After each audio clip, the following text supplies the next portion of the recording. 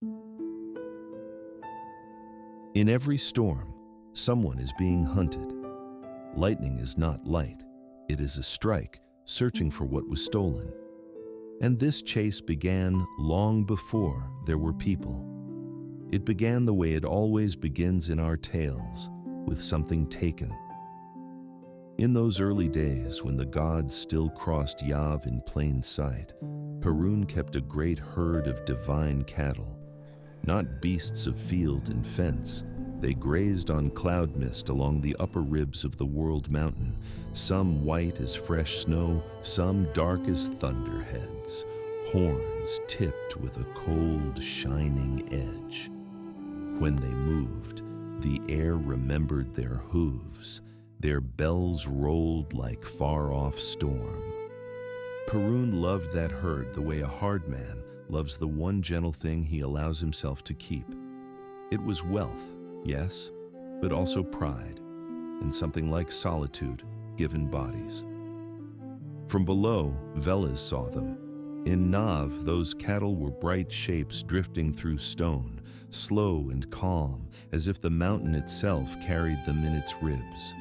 For a god of deep places and livestock, the pull was almost perfect. He told himself Perun had more than he needed. He told himself the thunderer cared more for battle than for the quiet keeping of a herd. He told himself that if a few shining cattle came down to graze under the world, nothing would truly break. And then he told himself one more thing, because that is how such minds sweeten their plans. It would be good to see the proud Lord of Thunder made foolish. So he began his climb. He did not go as the heavy thing he truly was, horn and fur, that deep-born bulk made for caves and soil. Perun would have felt that weight at once. Veles took a serpent's body instead, long, slick, quietly dangerous, scales dark as wet clay after rain. He wound up through the roots of the world tree. He slid through hairline cracks in the mountain, and he surfaced at last in the high meadows where Perun's sky cattle grazed. The air up there was thin and sharp, humming with charge. When Veles tasted it, Perun's presence struck like salt, clean, stinging, unmistakable. The herd shifted, uneasy, heads lifting, but they did not scatter. In those days, even the cattle had not learned that the underworld is not only darkness. What he took depends on the mouth that tells it. Some say Veles drove the cattle down, bell by bell, into the fissures that lead beneath the world. Others say he stole what cuts deeper, a child of Perun, or the Thunderer's radiant wife, drawn away by words that make the eyes agree with a lie.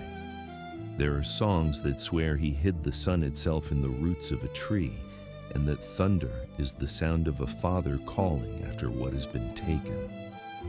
Myth behaves like water. Same valley, different channels, but the heart stays the same. Something beloved is lifted from the heights and dragged downward into places where light cannot follow. When Perun understood what had happened, the sky turned.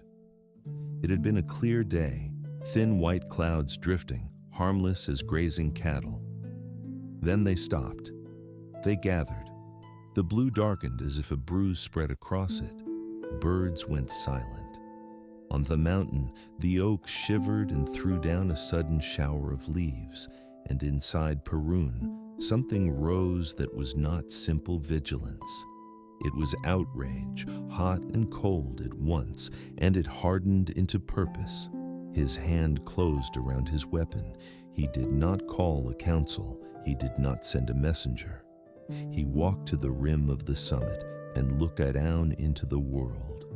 From that height, his gaze had the feel of flame. He saw the serpent's path even through root and stone, through the small secret places where birds nest.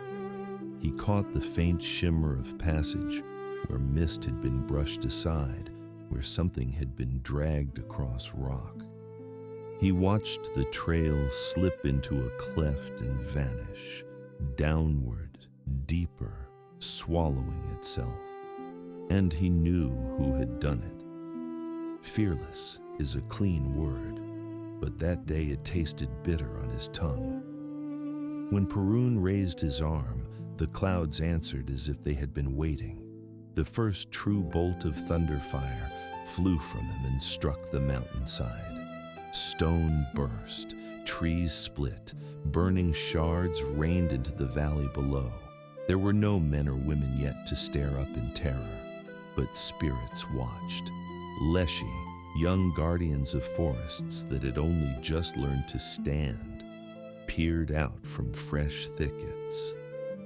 River sprites, later called rusalki, looked up through clear pools and saw the sky open in anger.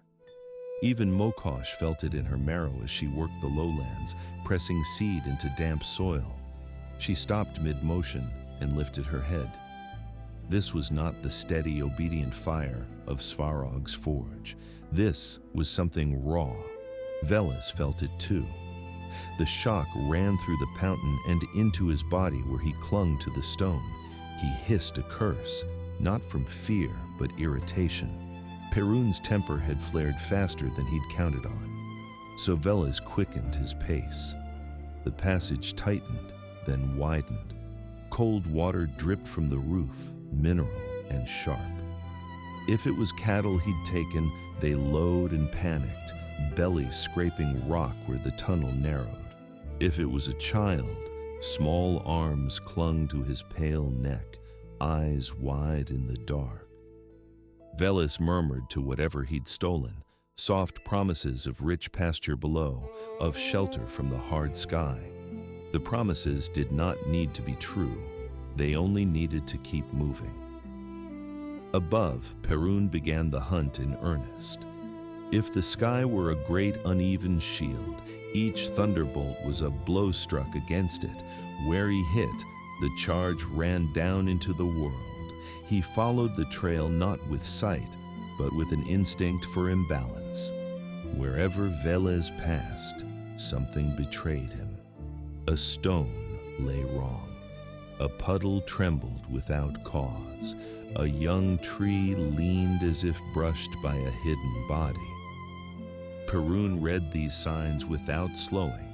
He hurled his weapon again and again, splitting rock, blasting stumps, turning stands of oak into blackened monuments that would endure long after. Veles knew that rhythm better than anyone. He had felt the first bolt that cast him into Nav. He had tasted its bitter metal in his changed bones, so he used the one advantage he trusted. He changed. One moment, he was a serpent sliding through the dark. The next, a great horned bull, crashing through a hidden cavern and taking a new path between stone pillars, leaving Perun to strike an echo that would not hold. When the cracks narrowed, Veles thinned himself into a wolf. Low, quick, pause-drinking sound from wet stone. And when he needed to vanish, he did what he always did. He left a false trail, a flimsy likeness woven of mist and leftover echo, real enough to draw a strike. Then he slipped away the other way as a squat little toad, plain, harmless, the sort of creature no thunder god would bother to see. That turn of the chase appears again and again in our old stories. Veles does not meet Perun in clean battle. That was never his way. He lives by bargains and sideways steps. He changes shape, changes routes, changes hiding places, never holding still where a straight blow can find him. Perun never bothers with that. He comes as he is. He does not hide. He does not soften. He keeps coming, flinging thunder until the world shakes. Much later, when people finally lived inside the tale, raising wooden villages on thin strips of soil between forest and marsh, they would look up at storms and say, Perun is chasing Veles again.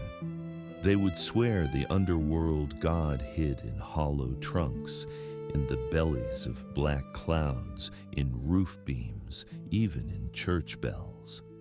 And when lightning struck a barn and the cattle inside died, they would mutter that Veles had been there first, and Perun had aimed at him and caught the beasts instead. It was cruel, but it also meant the gods were still near, still moving, still grinding their old anger out above the ground where people would one day plant and pray. Back then, before humans had hands on plows or names for their children, the chase ran to a place where Yav and Nav pressed closest together. Veles slipped out of the dry tunnels of the underworld into a cavern so wide it felt like a second sky made of stone. In that hollow, a river burst from a split in the rock and dropped away in a roaring white curtain. He plunged into the falling water and turned himself back into a serpent, so the current would slide off him instead of catching him. If it was cattle he'd taken, they splashed after him in panic, hooves scraping for grip on slick stone. If it was a stolen child, that small body clung tight and sobbed, breath swallowed by the roar. Behind the water waited a passage deeper still, darker, safer, earth and water together, where lightning loses its teeth. Veles hissed in satisfaction as the cold, wet weight of his own element closed around him like a shield. But Perun saw. He stood above on a jagged shelf of rock, rain striking his face hard, and looked down into the gorge the river had carved. He understood what Veles meant to do: vanish into that double realm where thunder dulls and fire struggles. For one heartbeat, only one, Perun considered letting him go. The herd would be gone. The child would learn Veles' songs instead of his. The insult would set like a scar. And still the world would hold. Prav, Yav, Nav, each in its place. There is always a moment in these tales when a god could choose restraint and does not. Perun raised his hand and drew the whole storm into it. The bolt he sent down then was larger than anything before. It tore through cloud and air and drove straight into the crown of the world tree. The trunk jolted like a living spine struck. Its branches flared with a cold blue glare. The charge ran down through wood and sap, into root and stone, hunting the place beneath. It found the underground river, leapt into it, and raced along the water's path, turning the stream for a blink into a moving road of light. It struck the cavern behind the waterfall and tore it open. Water burst outward into steam.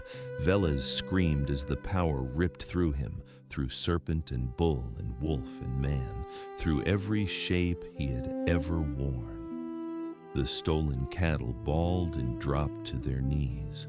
The stolen child went slack, and for a heartbeat, the hair lifted like a ring of fire. When the light drained and the water fell again, the cavern was changed. Parts of the walls had fused into glass. The floor lay cracked and cratered. Veles lay half in, half out of the pool, smoke leaking from his nostrils, still as stone. Then he moved, slow, stubborn, and dragged himself back into Nav, hauling what he could with him. He was not killed. Perun's strength was vast, but it could not erase something woven so deep into the world. It could only drive it down and force it to retreat. Afterward, Perun climbed into the torn gorge, grim as war. Rain weighed down his beard. His cloak was torn by wind and stone. He gathered his cattle, calmed them with thick hands, and led them back toward the world mountain. And if it was a child or a wife, he lifted that fragile weight and carried it upward without a word. Behind him the river still foamed, holding the echo of the blow. Above, the storm thinned little by little. Far off, Dazhbog sent a softer wind to pull the black clouds apart. The hunt was finished, for now. What remained was not peace, but a pattern. Perun knew that Veles would always hunger for what is high and bright. Veles knew that Perun would always answer theft with violence. Neither would change. So the world settled into the uneasy rhythm of their rivalry. Dry seasons when Veles hoarded water below while fields cracked above, and storm seasons when Perun took the sky and drove the water back out, splitting tree and hill to force the balance and let the rain fall. And when people finally arrived, when the first Slavic tribes cleared forest, built fenced villages, and raised wooden idols on hills, they did not start this quarrel. They stepped into it. It was already running. They never saw the first cattle taken or the cavern walls turned to glass. What reached them was only the aftermath. A sky split open, a ground that shivered, and a feeling, older than thought, that this was not ordinary weather passing through. So they raised Perun's holy places on high hills, near old oaks whose bark still carried fire scars. They carved him bearded, weapon in his grip, set among horses and doves and armed companions, and down where rivers were crossed, at the edges of marsh and standing water, those uncertain strips of land where footing lies and the dark keeps secrets, they left gifts for Veles. In some regions they called him Volos and remembered him as keeper of cattle, wealth, and sworn words. When they made promises that could ruin a life if broken, they spoke both names. Perun punished an oath-breaker from above. Veles knotted a man's luck from below. And just like that, the feud between sky and underworld ran into daily living. A farmer hearing thunder over his field could picture Perun chasing Veles across his own furrows, each flash another strike in a quarrel older than any plow. A herdsman, losing a cow to sudden sickness, might mutter that Veles had claimed what belonged to him, calling the beast back to the god of herds. A warrior under a swelling storm might lift his spear and shout Perun's name, hoping the thunderer's anger would fall into enemy ranks instead. Above it all, on the scorched crown of the world mountain, Perun stood beneath his oak, listening through stone and root. Below it all, in Nav's rich, quiet halls, Veles lay coiled among his hordes, listening to the same tremors from the other side. Between them stretched Yav, forests thick with leshy, rivers uneasy with rusalki, homes watched by small spirits tucked behind stoves. The world was no longer a neutral stage. It had become a stretched cord, tight with strain, pulled between two opposing wills. In time, Perun's thunder and Veles' low rumble settled into a rough rhythm. Storms stopped tearing the world apart and began to move across it like huge breathing beasts, coming and going with the seasons. And as that rhythm took hold, the sky itself grew busier. At first it had been simple, blue by day, black by night, pricked with scattered sparks, just enough for Dazhbog's blazing ride. But under the god's slow attention, the heavens filled with intent. When the Slavs later looked up from field and forest, they did not see an empty ceiling. They saw a living court, an endless turning procession of bright watchers who guarded, judged, and sometimes played cruel or gentle games with the world below. Dazhbog was the first to hunger for order. After the early wild days when his chariot lurched and wandered, when the sun lingered too long or fell too quickly, he learned a course that suited the land. He rose in the east, climbed to the sky's high point, and sank in the west along a curve his horses could carry in their bodies.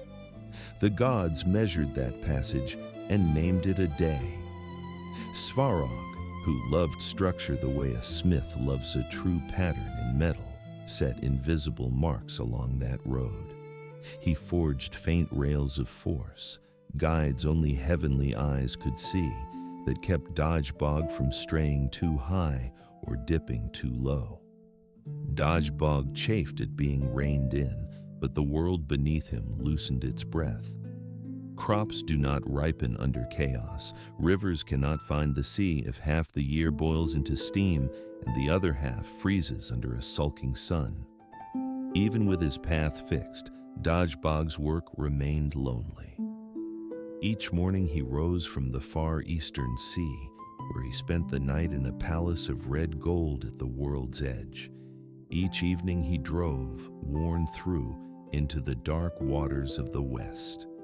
To return unseen to his starting place, he took the hidden road through the underworld, through the dim seam where Nav presses close to the surface.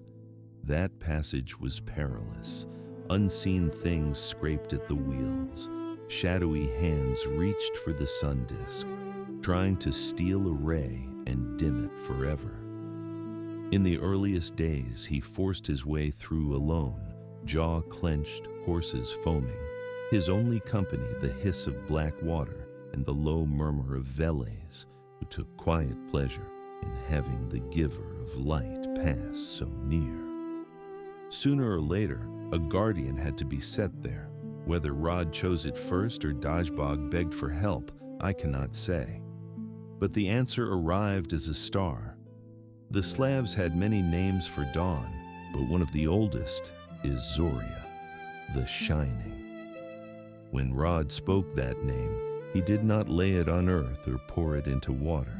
He set it in the thin air at the border of night and day. There, where the black sky had begun to soften, a figure rose as if the coming light breathed her out of darkness. At first she was only brightness, one star burning harder than the rest. Then she opened, slow and sure, like a flower. She was young and slender, tall, with hair the color of the first ray breaking a horizon, and eyes holding the pale wash of morning before blue fully arrives. The eastern breeze caught her long robe and turned it into a faint banner of gold. The gods understood at once. Dawn would never again be only a change of light. It would have a face, and a face could watch. This was Zoria Utrania, the morning star, the first of the star maidens. I place her at the eastern edge of the sky, where Dazhbog's road climbs out of the underworld sea and enters the world's view. No one spoke of a gate at first. People only felt it when she appeared, quiet and still, palms resting as if on unseen bars. After that, the gate felt as solid as stone. Each morning she opened it so Dazhbog could ride through, but her task went further. She watched him when he returned from the night passage, when underworld mist still clung to him and the dark had not fully let go. She looked for what did not belong, a scrape from something hidden in Nav, a missing spark, a heaviness in his eyes that came from more than labor.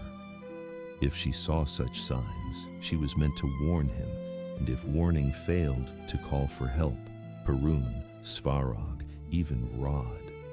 So the first guard against deep darkness was not thunder or forge fire.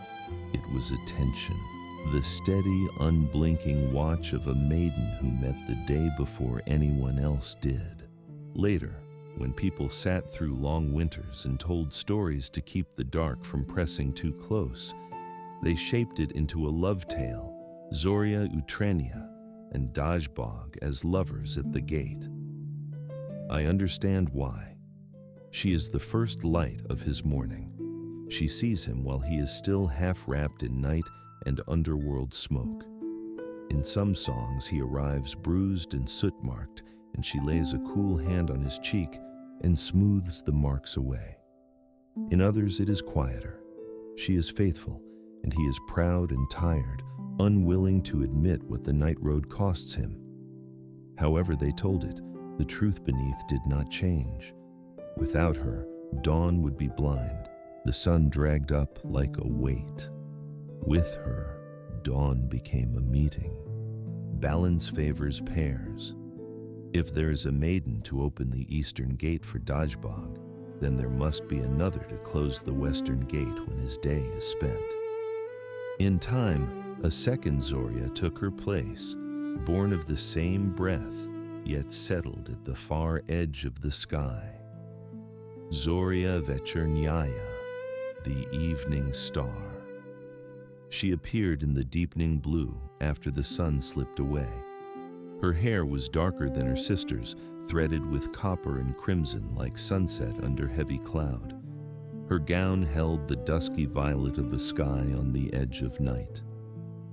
While her sister greeted the brightening world, this Zoria waited at the western gate with keys in her hand. She wore a small, tired smile as Dazhbog's chariot rattled in and the horses blew hard from the day.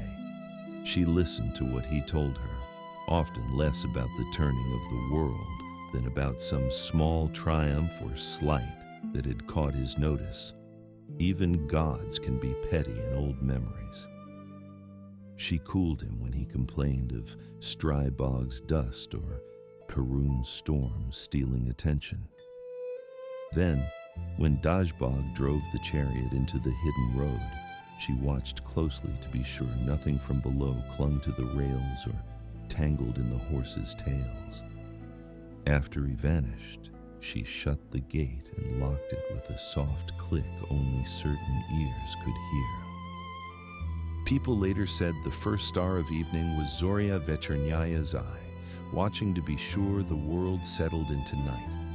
Some traditions add a third, Zoria Polunoknaya, the midnight one, more shadow than light. She shows herself rarely. When she does, she is pale and still as frost on winter glass, hair black as a moonless sky, eyes holding far-off starlight. Her place is not at a gate, but at the hinge of time, the point where night turns and the day is split in two. If the hours are a wheel, she stands opposite noon. Her task is to watch when even gods grow drowsy. For there is something else in the Slavic sky besides sun and moon and stars, something hungry. Near the fixed point in the north, where everything seems to turn, the old stories place a great chained creature. In some tellings, it is a dragon with torn wings and jaws wide enough to swallow constellations. In others, it is a vast dog or wolf with eyes that burn cold. The name shifts from place to place, sometimes blurring into Simargal, the winged dog, or lion, who walks beside the sun gods. The shapes change. The hunger does not. It strains to break its chain and eat the sky. Anyone who has stared long enough into night can feel the pull of that idea. Everything circles that still point, so people imagined a beast tethered there, turning and tugging until the links groaned. The Zoria maidens are its keepers. Zoria Utrenia checks the chain as she opens the eastern gate, her pale hand brushing the line of light stretched across the heavens. Zoria Vechernaya inspects it when she closes the west, making sure no link cracked under the day's strain.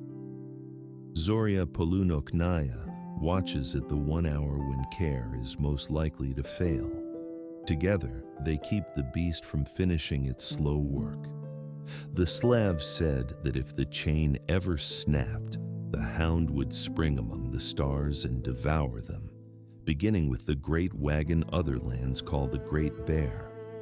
A darkness without stars would fall, so deep that even Dazhbog's chariot would lose its road at dawn. I remember how people stared at faint ribbons of light near the northern horizon, pale bands that shifted like dancers behind a veil. If a star flickered where it should not, voices dropped. They said the chain was pulling tight, that the star maidens were having a hard night above. While all this moved overhead, the moon settled into his quieter rule. Misyat did not arrive with thunder like Perun, and he was not forged as the sun was. His beginnings are told softly, in stories that never quite agree. In one, he is Dazhbog's brother, another son of Svarog, cast from cooler metal to govern the night. In another, he is a wandering spirit who dared to court the sun herself, and was punished for reaching for what could never belong to him. One thing stays steady across the tellings. Misyat is male. That surprises those who come from traditions where the moon is usually a goddess. The slaves looked up at the calm silver face and did not see a mother's fullness. They saw the quiet, solitary thought of a man walking under his own sky. The moon does not burn. He borrows light and makes it gentler. He lets you see without giving everything away. That kind of half-light suits spirits and witches, and anyone who lives at the edges of certainty. And the changing face of Misyat gave the old tellers endless work. When he was full, bright and round, they said he stood in good favor with his kin. When he thinned to a sickle, they said some quarrel had struck him, his glow torn away piece by piece. One stubborn legend insists Misyat was married to a Zoria, or in some places to the sun herself, and that his flirtations with other stars earned him beatings again and again. Each month he swells as grace returns. Each month he is diminished once more. It was written plainly overhead, readable even to a shepherd who never learned letters. Beneath those tales ran another current. The moon does not keep the sun's strict road. He drifts. He rises at odd hours. Some days he hangs pale in the afternoon as if he forgot his place. Some nights he disappears entirely, a new moon moving unseen, leaving a darkness that feels deeper than it should. People who lived close to mud, frost, and the honest turning of seasons took that as mood.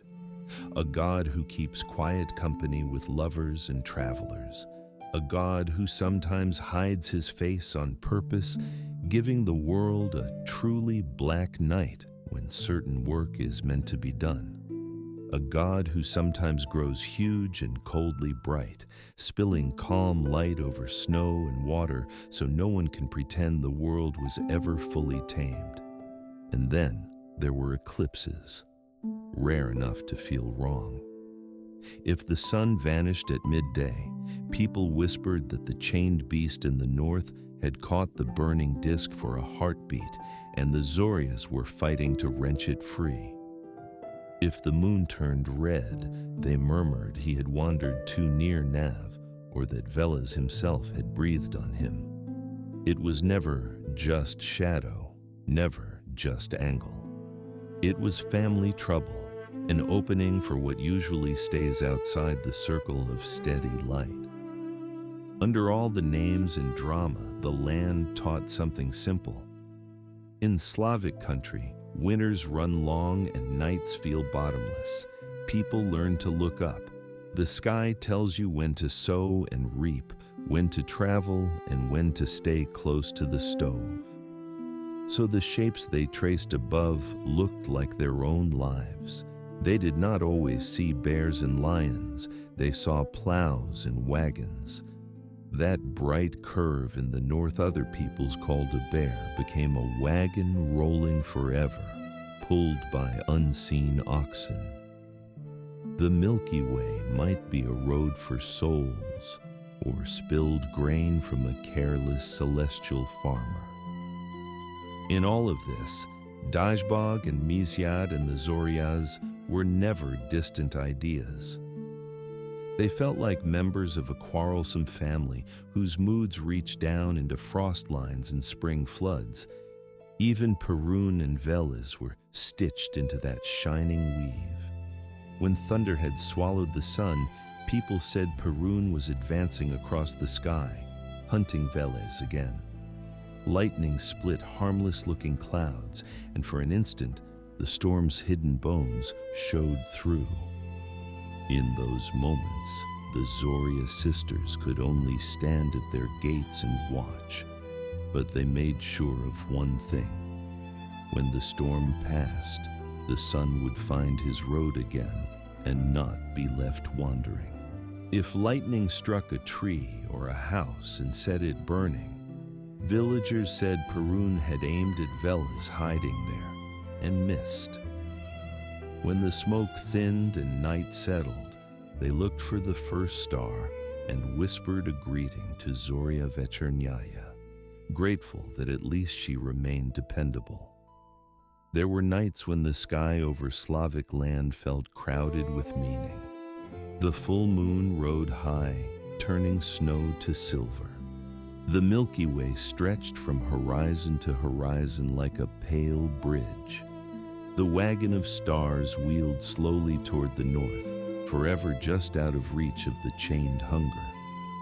Sometimes the aurora gathered low near the horizon, faint and restless, hinting at struggles in the upper air no human eye could fully see. Below, in clearings, people sat by fires and told these stories, laying fear and hope onto the glittering canvas above. Girls stepped out before dawn to breathe wishes to the morning star, asking for a good husband, a steady home, a life that would not break them. Mothers lifted their eyes to the first evening star and whispered for sons to return safe from war. Shepherds read the moon the way other men read a road, guessing what weather was coming for their flocks. None of it needed ink. They carried it without writing. They knew the sky was not empty. It was inhabited. That is why Dazhbog and Misyat and the Zorias were never just lights. They were order, set into a world that might otherwise feel ruled by chance. They broke time into pieces smaller than the great turns of the seasons, the wide swings Jarilo and Morana would rule. They gave faces and names to daily certainty, that light returns, that night arrives without swallowing everything, that even the deepest dark is watched by someone who does not sleep. They laid down a pattern a person could live under, sisters who keep a chain from failing, a brother who rides his road even when he is tired of it.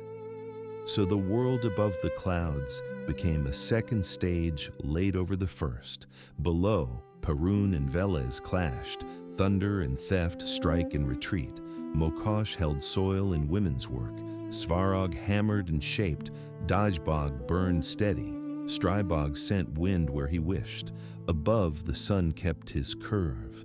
The moon drifted and wandered. The constellations turned night after night, and the star maidens kept their quiet watch on the chained hunger at the sky's center. The two stages were never separate. They leaned into each other. A drought could be Veles hoarding water in hidden channels, but it could also be Dazhbog riding an open sky too bright to soften. A flood could be Perun driving rain up out of Nav, but also Strybog stacking clouds until they burst, and Zoria Vechernaya standing at her gate, watching water climb the steps of human houses, helpless and steady at once. In a world like that, falling asleep under open air meant lying inside a huge machine of meaning. You were a small point between earth and sky, with gods above and gods below. Every glitter overhead, every calm silver wash of moonlight, every sudden missing piece of light carried a story older than living memory. They named those lights because they knew something simple. Whatever stays unnamed feels colder. To call dawn, Zoria is to admit it is not only a time, it is a presence. To call the moon Misyat is to admit his changing face has a temperament. To call the sun Dazhbog is to accept that the warmth that ripens grain comes from a being who can be praised or offended. By then, the sky knew its players.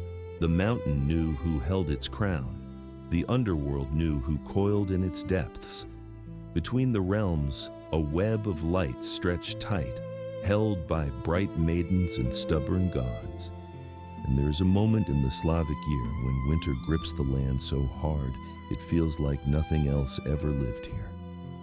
Rivers lock, fields lie silent under packed snow, even sound travels differently. Still, under all that ice and quiet, something begins to stir. The old stories say it starts on the last night of the old year, the great night, when the year stands with one foot in death and one in rebirth. On that night, a child is born in Perun's high halls, on stone lit by far-off lightning. That child is Jarilo, bright, young, restless. He arrives while Morana still walks freely over the earth, sealing rivers with ice and bending pines under snow. In many tellings, they are both Perun's children. Twin sparks struck at the edge of the turning year, one heat and waking, one pale and cold with sleep and stillness. Even Perun, stern as he is, cannot look down at his own young without softening somewhere inside. Jarilo in his arms is not yet the runner through fields. He's only a small crying thing, with the faint scent of new grass under God smoke. Morana is quieter. They say she stares past the rafters as if she already sees the long white reaches of winter that will one day belong to her. Between them, there is a thread with no easy name, because they are not only children, they are forces waiting for their full shape. If the tale stopped there, the year would be simple.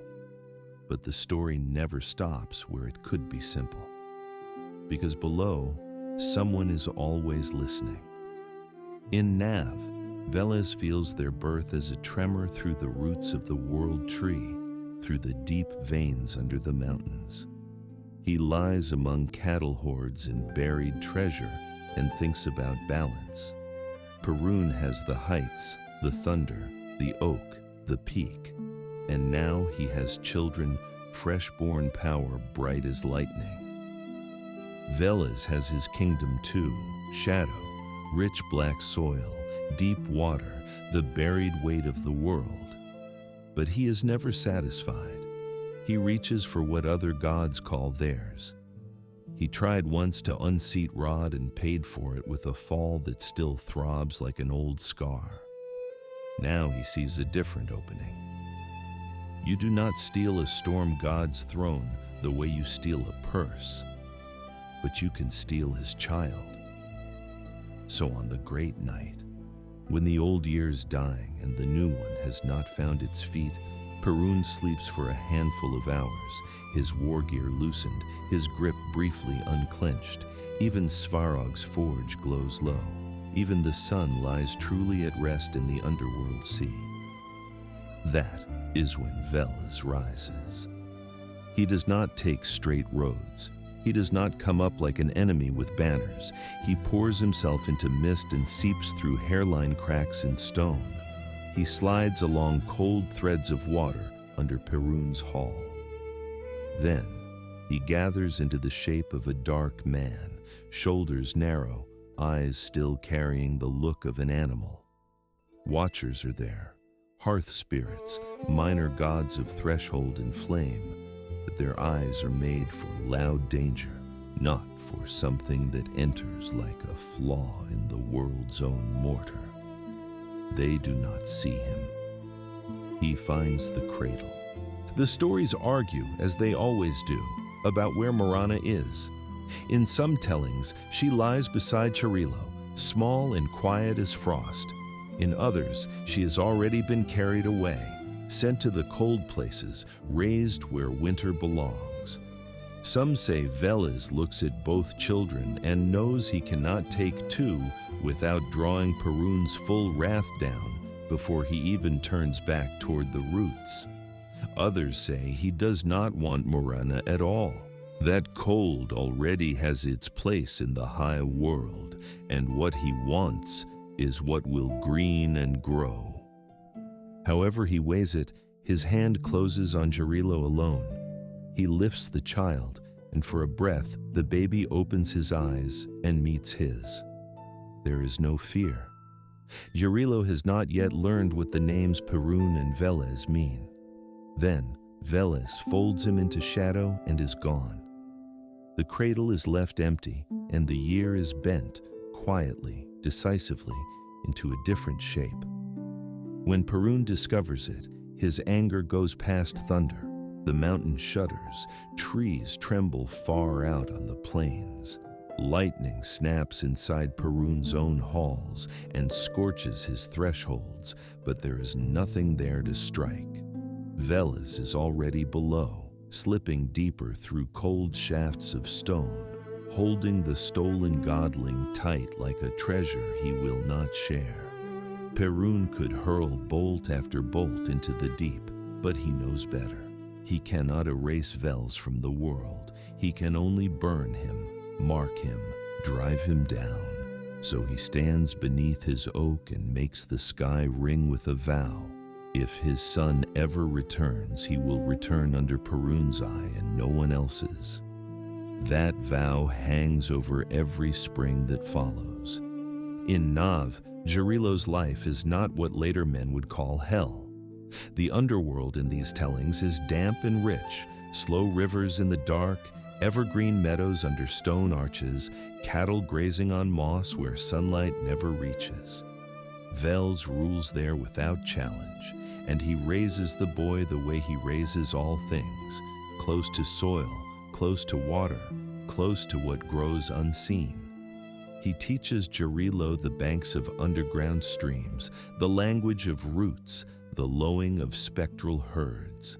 Jarilo grows tall on underworld milk, his hair pale like shoots that have never met open day.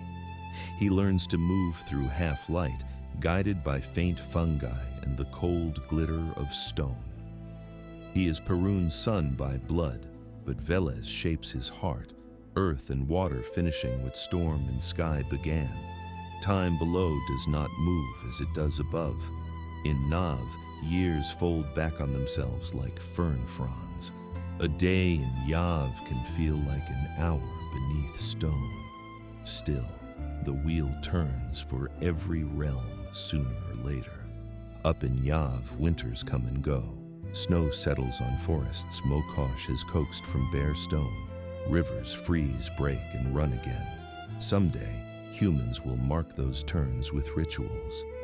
For now, only gods and spirits keep full count. Below, in Nav's green pastures, Veles decides the boy has ripened. There comes a spring when Jarilo is no longer a foster child behind ghost cattle, but a lean young man with restless eyes, eyes that know there is another world above this ceiling of rock. He has heard Perun's storms as distant drums. In sleep, he has seen a sky that is not stone. A desire rises in him, sharp as first thaw. The old stories say the spring equinox is when borders thin, night and day balanced for a breath before the scale tips toward light.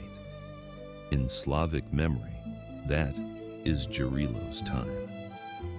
Veles leads him to a place where a river runs upward, bubbling toward a crack in the roof, and tells him his road is there. What Veles feels is hard to name. Perhaps the ache of a foster father, perhaps the quiet satisfaction of sending a piece of Nav up into Perun's world like a living message. Jarilo steps into the rising water. The current holds him for a moment, smelling of wet earth and moss. Then he breaks upward. Snow still clings in shaded hollows, and along the edges of fields, no plow has yet broken. The air is bright and sharp, but the sun rides higher now, and the light has changed. There is warmth gathering inside it, quiet and sure. That is what reaches him first. He stands dripping on the bank of a true river, blinking at how open the sky is. It is his first spring in Yav, though some part of him knows the wheel has turned without him. He takes a step, and the ground answers. Snow loosens, earth softens, as if it has been waiting to breathe. In his prints, the first wild flowers push up, snowdrops and crocuses, shy and stubborn at once. When he laughs, it sounds like ice breaking on river stones. He drifts along the forest's edge, and the trees feel him pass. Buds swell where his fingers brush bark. Birds begin to call with voices unused since autumn.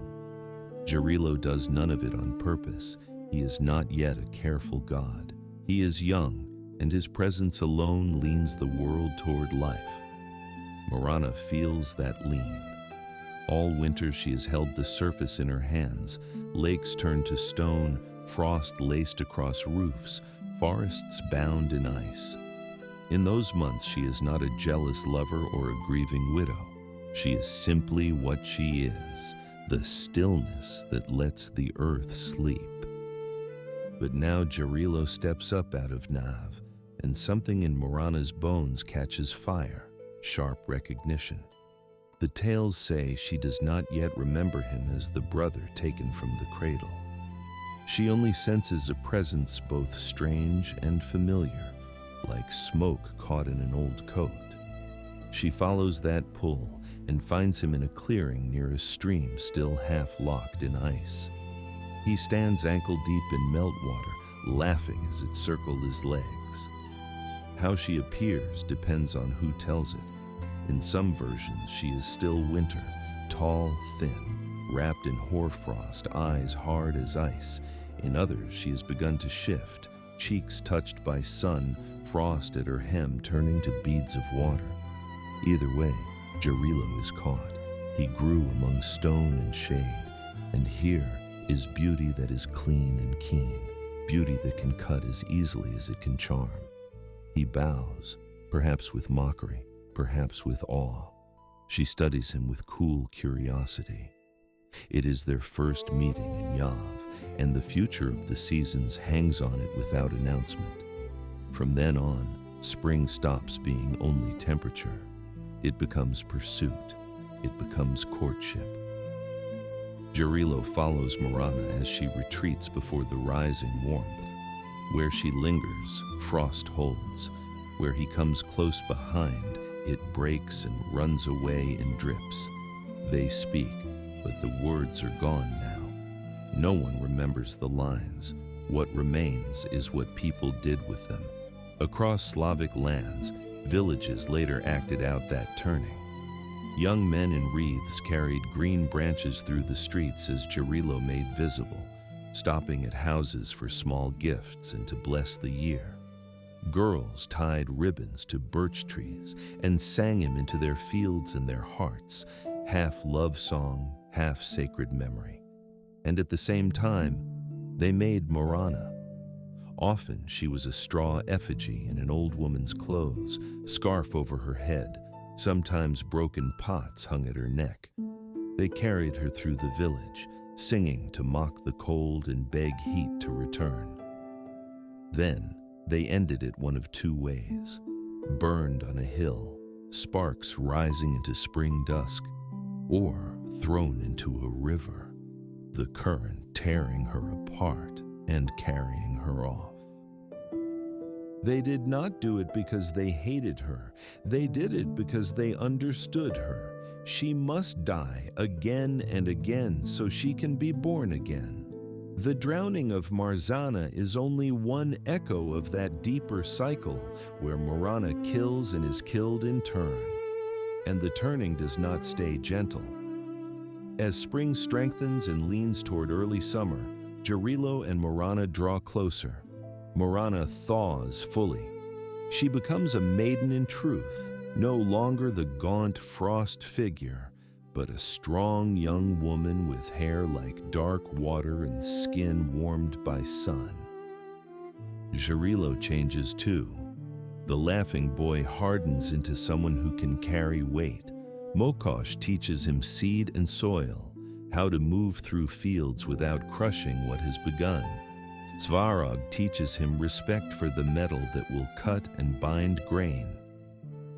The world turns green and begins to sing. In that swelling fullness, the gods set their wedding, on the night later called Cupola Night, midsummer's feast of fire and water. Fires rise along riverbanks and on high hills. I have watched people leap the flames, not for show, but to come out clean on the other side. I have seen young women set flower wreaths on the water, each bearing a small candle, and stand holding their breath as the current took them. How far it drifted, where it caught, where it turned back. Those were answers if you knew how to read them.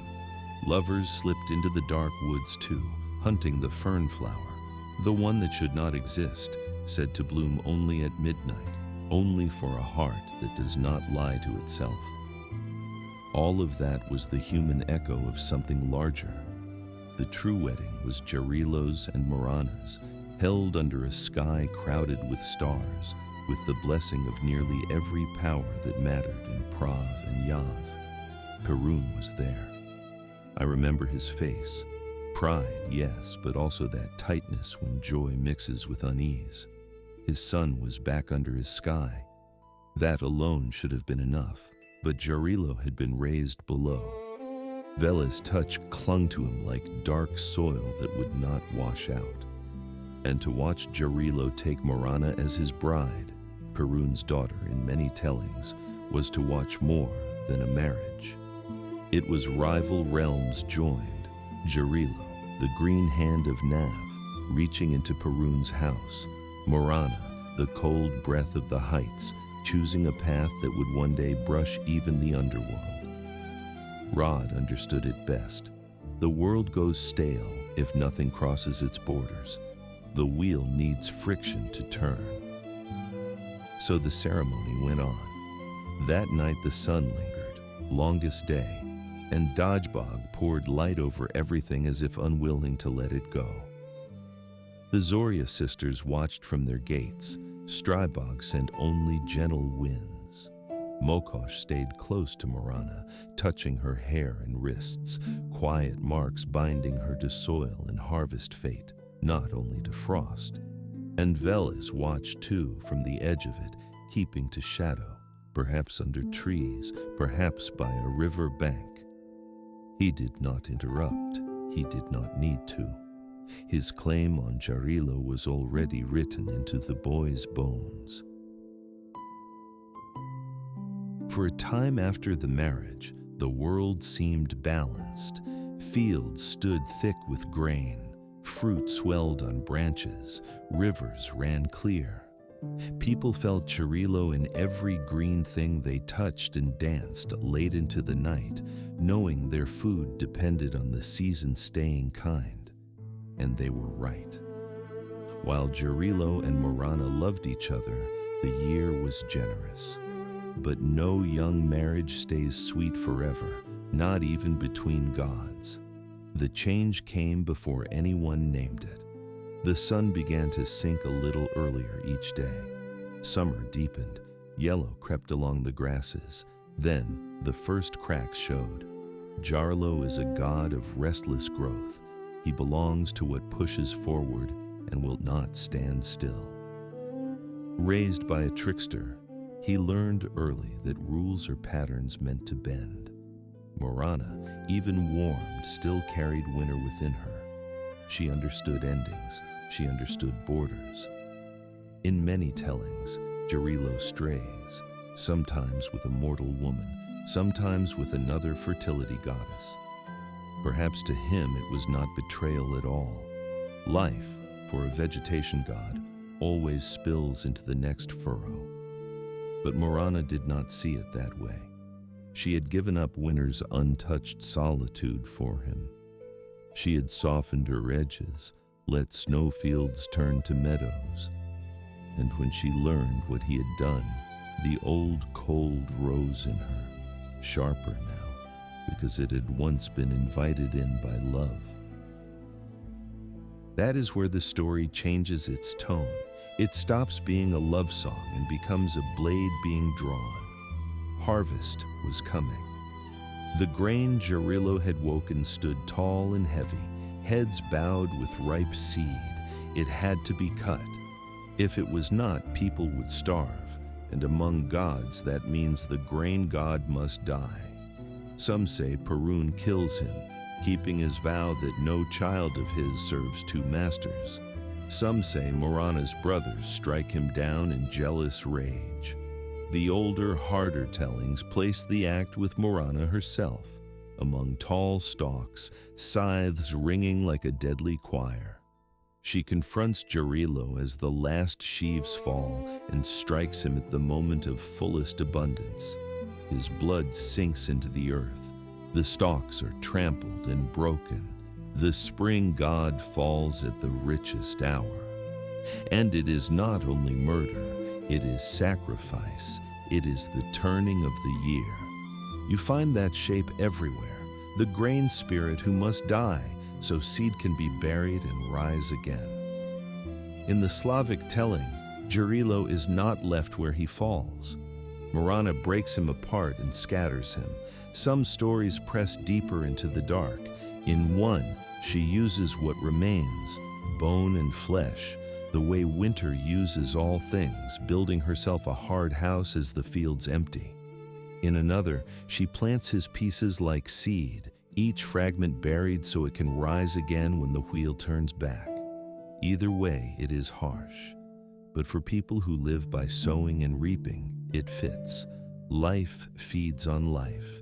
Even gods do not escape that rule. With Jarilo gone, Morana changes again. The warmth drains from her like heat leaving stone at dusk. She withdraws from villages and fields into deep woods and bare hilltops. Her body thins. Her gaze grows distant. She becomes once more the frost goddess, rimmed with rime, leaving no prints in the first snow. And the world follows her. Leaves yellow and fall. Wind sharpens, nights lengthen. Farmers gather the last of the fields and close their barns tight. People echo her turning and what they do. The same communities that once dressed her as a bride now burn or drown her effigy to make room for the winter queen she has become.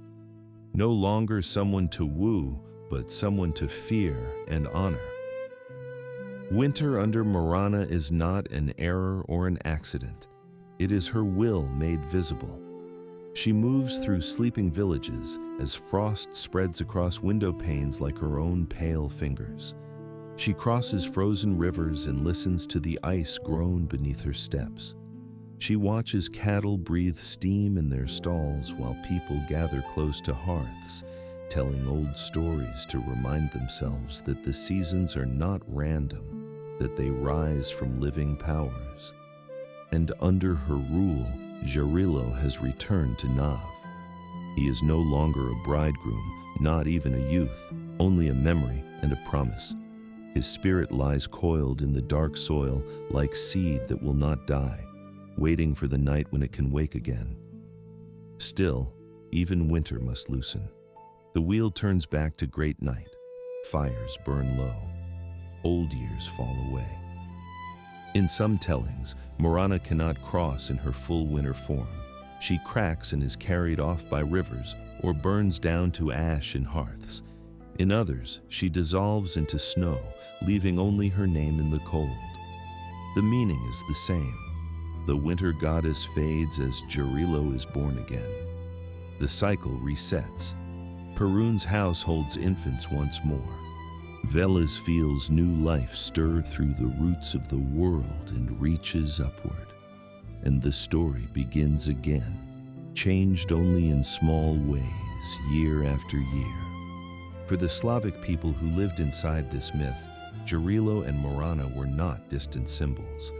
They were an answer to a simple truth. Everything you depend on changes. Snow that feels endless does melt. Green that feels permanent does brown and die.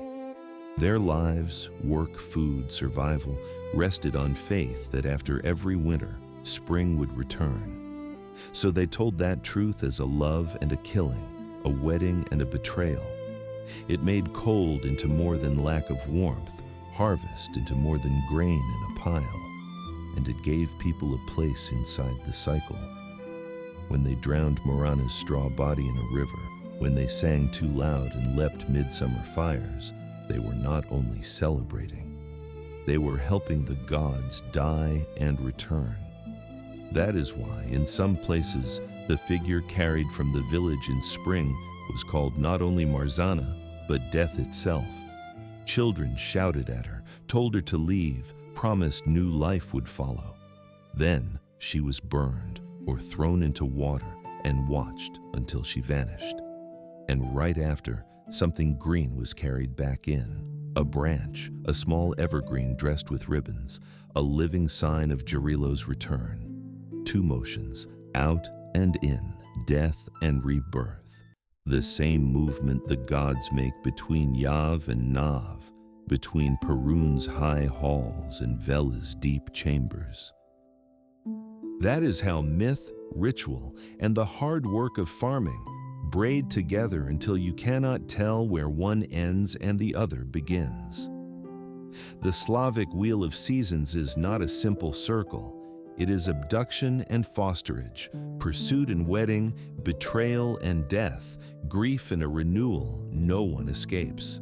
A young god who belongs to sky and underworld, dying again and again so the world can eat.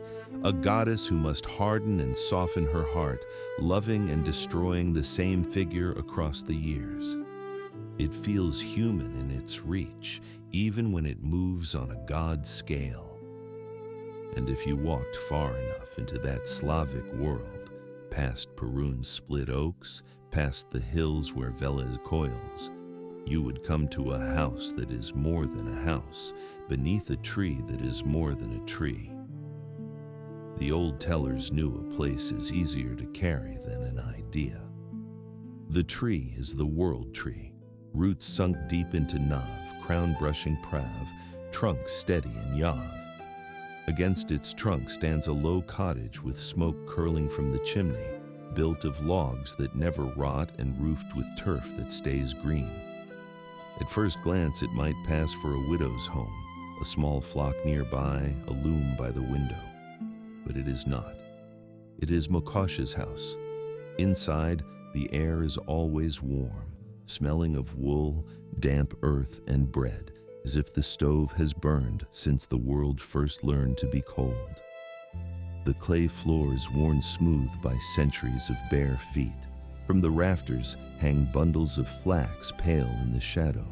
By the stove sits a basket heavy with yarn, white as untouched snow, dark as river mud, some shining in colors not meant for human eyes.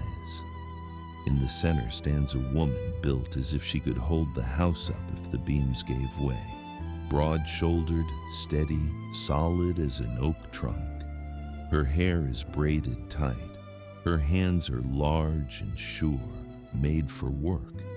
There's nothing delicate about her, but there is something in her eyes, deep and level, that makes even gods choose their words with care.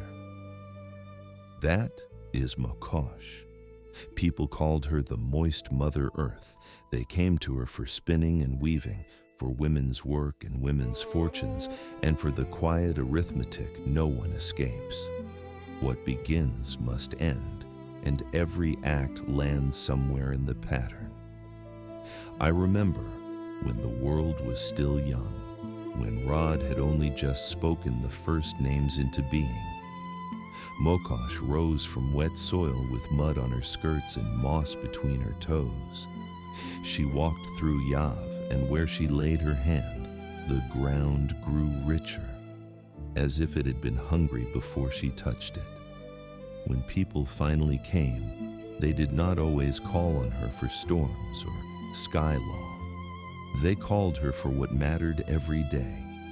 Women thought of her as they spun flax, kneaded dough, strained milk, carried children into the light, and laid the dead out with clean hands. And she watched them back, close, silent, never fooled.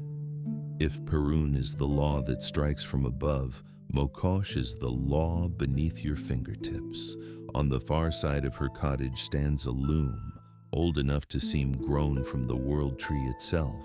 From its beam hang countless threads, some taut and shining, some thin and frayed.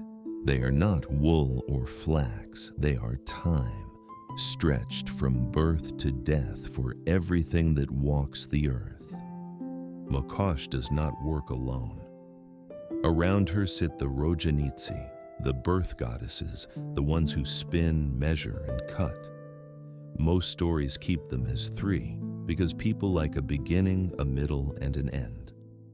One is young and bright-eyed, fingers quick as she draws raw fiber from a basket and twists it onto a spindle.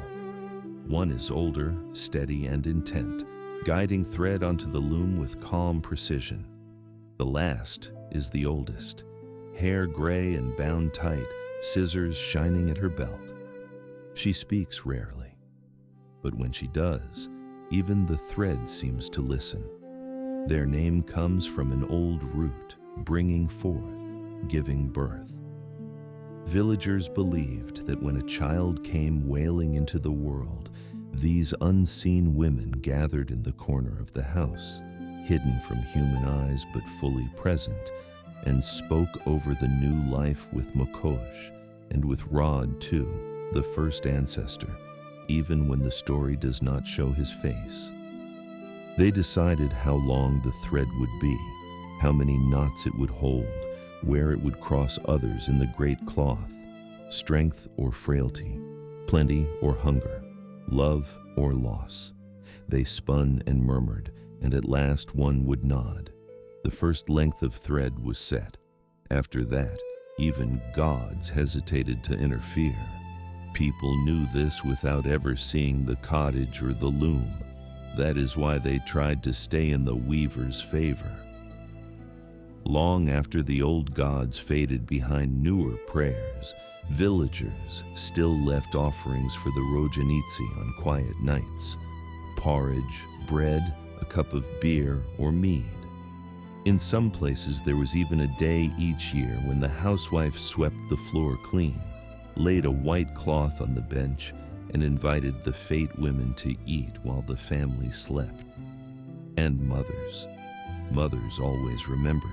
They murmured a few words when a baby first smiled, or when a child took a first step.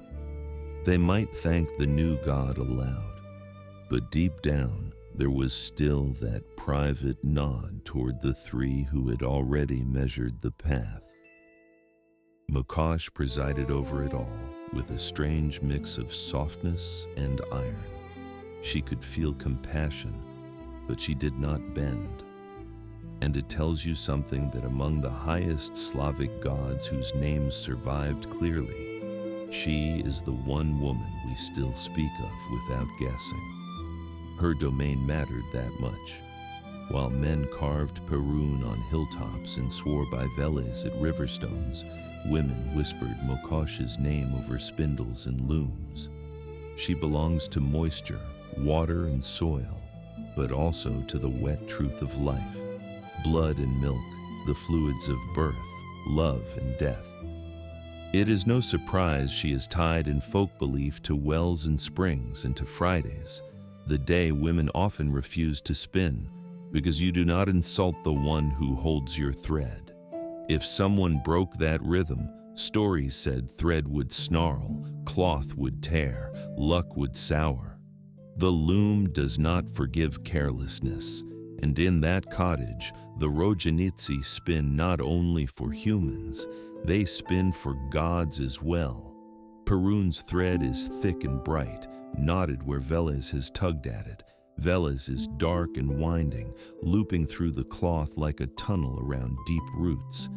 Dazhbog's glitters with tiny sparks. Strybog's lashes and curls like a restless gust. Jarilo's is cut and tied and cut again, short lengths joined end to end, dying and returning. Morana's is cold to the touch, stiff through winter, and strangely soft where it folds back on itself at every great night. Mokosh watches them all with the same steady gaze she gives the threads of shepherds and weavers and kings.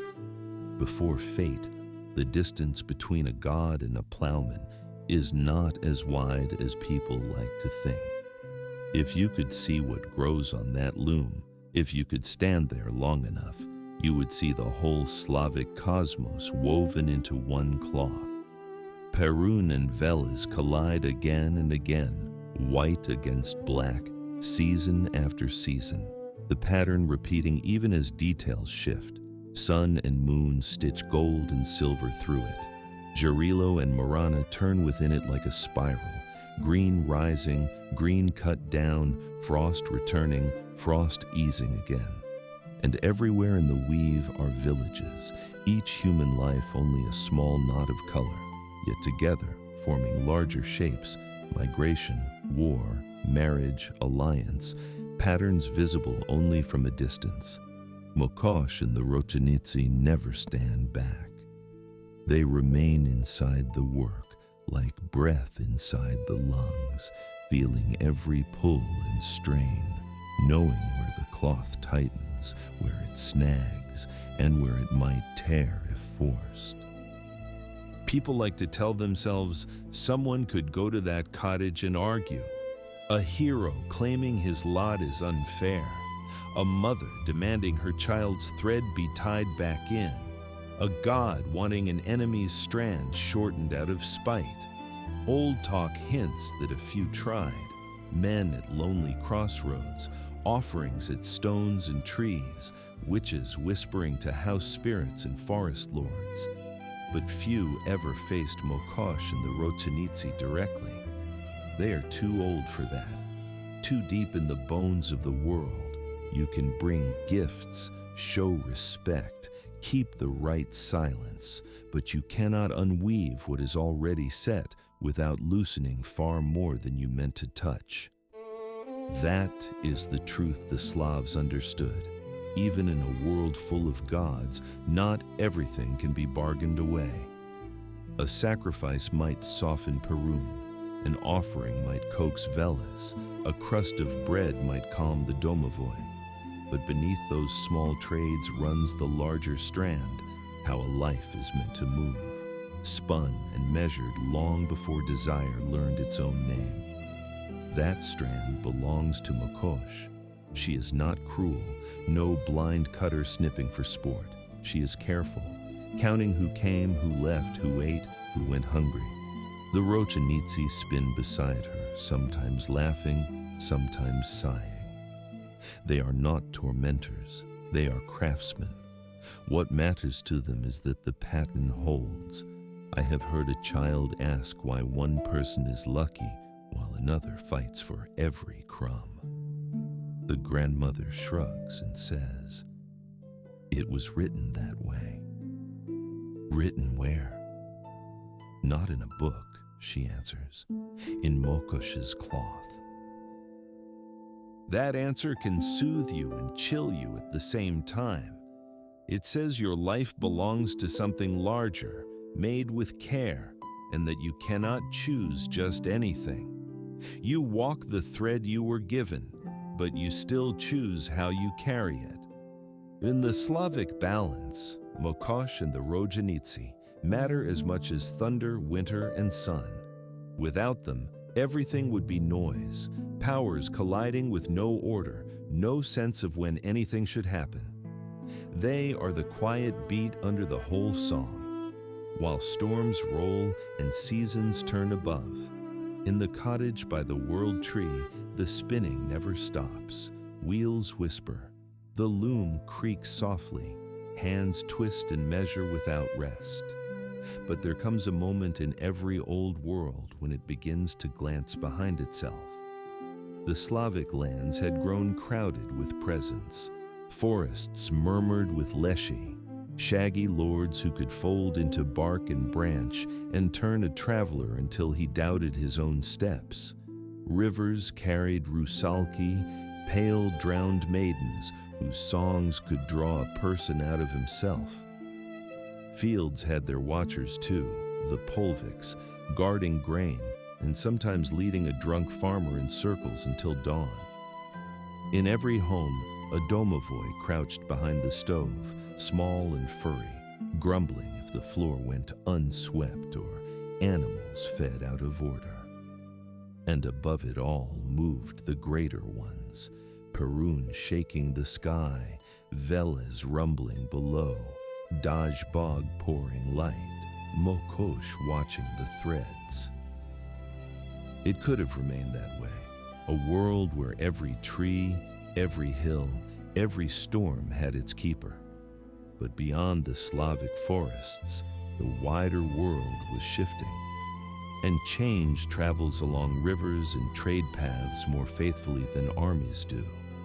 From the south and west came word of a different kind of god, not one among many, not a thunderer with rivals, not a spirit bound to an oak or a bend in a river, but one Lord claiming the whole sky and everything beneath it. He did not come as carved wood or polished stone.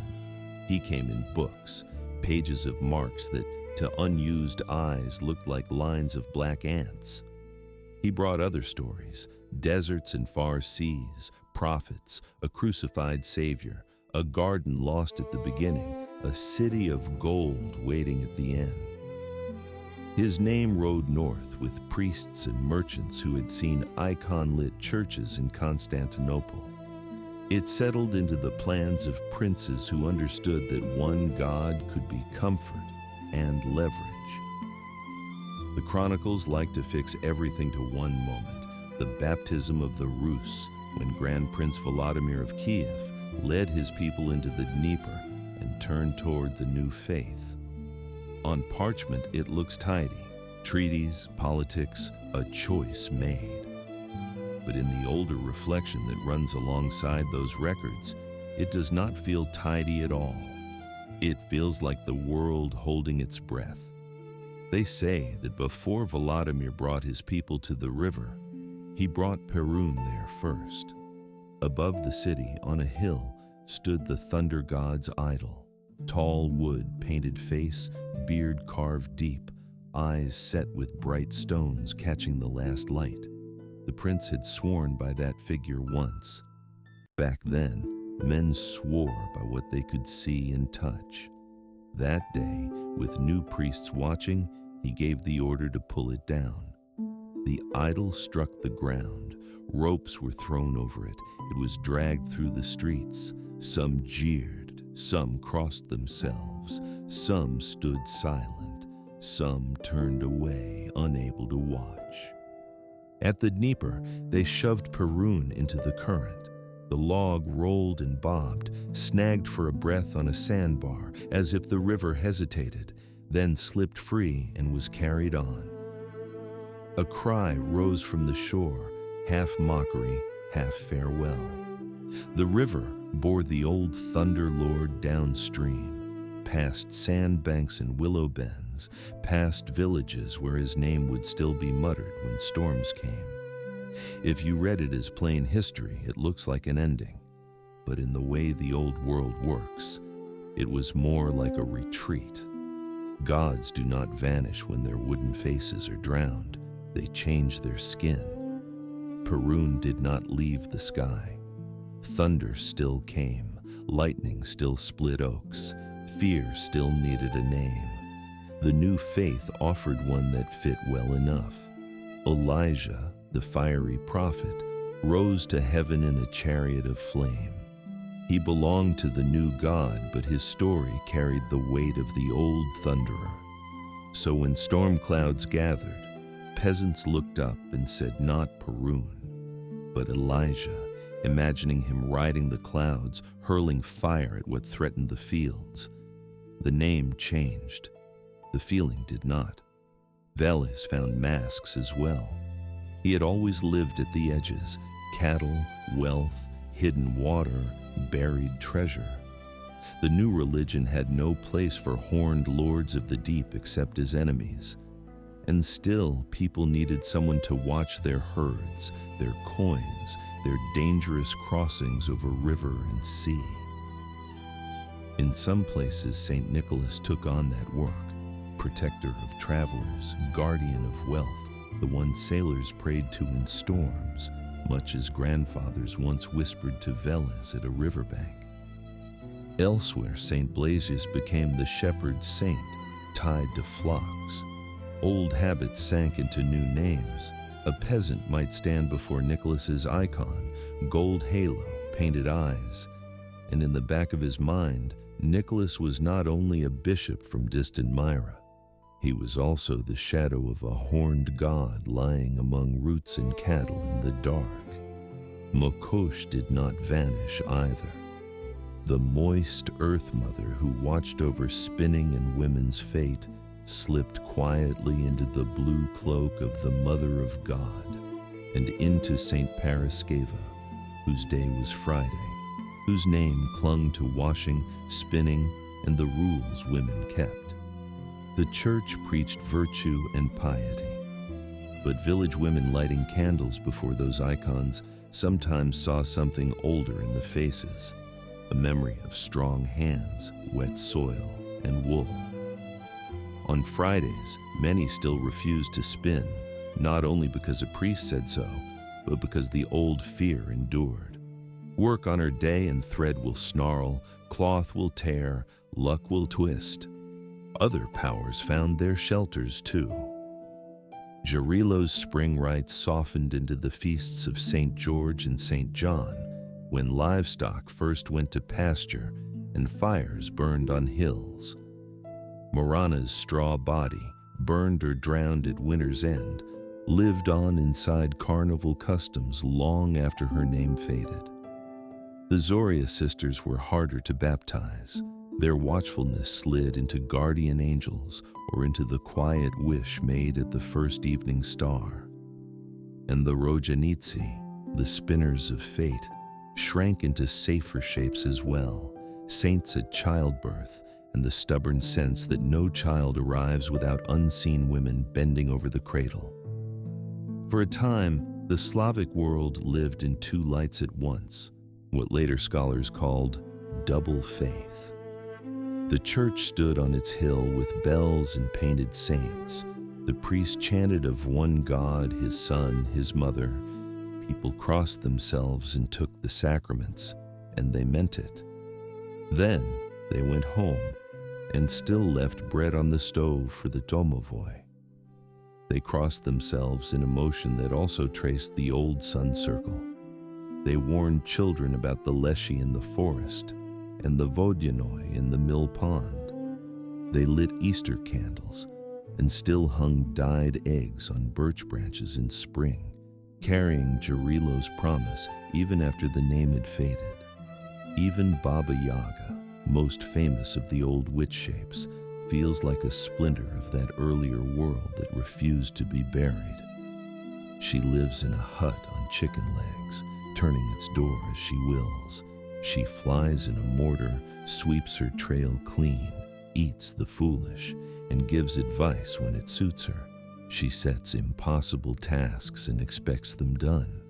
The learned call her the crooked shadow of something older than the gods themselves, a forest mother, a death woman, a keeper of the threshold. When the new faith drove the bright gods from the hills, she did not follow. She stayed by the stove where stories survive. The spirits of place endured because they belonged to places, not to ideas, to this barn, that field, that tree. A man building a new house called the domovoi to come with him, knocking on the stove and promising warm ash and crumbs.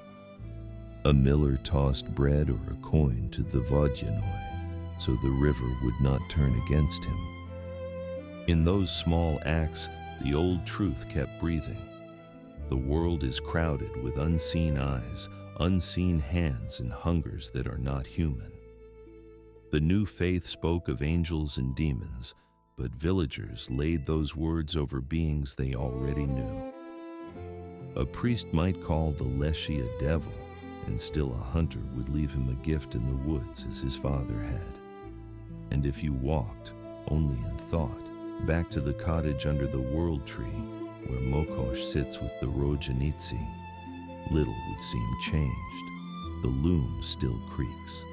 Princes bear crosses now, monks carry icons, warriors who once swore by Perun kneel, but even the turn from many gods to one is only another figure in the cloth. The same storms come, the same snow piles up, the same rivers spill when spring breaks. People shout different names when lightning strikes, but the fear in the shout is the same. The old gods stepped back into habit, into custom, into the deep dirt of language. They are not gone. They are coals under ash, waiting for a breath. That is why the old ones still look back from Slavic songs and tales. A saint rides the clouds in fire, and Perun's weight is there. A bishop saves a sailor, and Veles turns below, amused. A grandmother warns a child not to whistle indoors, or the domovoi will take offense, and a whole world lives in that warning. A myth does not die when another arrives. It leaves the temple and settles into the kitchen, the barn, the nursery, into the quiet corners where people speak softly at night. That is how I remember it. Not as a world that ended, nor one replaced, but one that learned to breathe differently. The old names sank into gesture and silence. Perun still walks in thunder. Veles still listens among roots.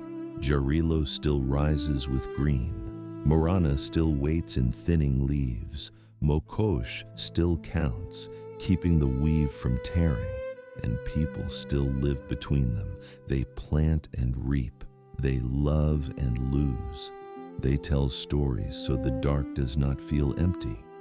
The world has changed its prayers, but not its need for meaning. So the old stories remain where they have always belonged, not on hills or in temples, but in the human voice, spoken softly by the fire. If you listen long enough, past names and belief, you can still hear the wheel turning,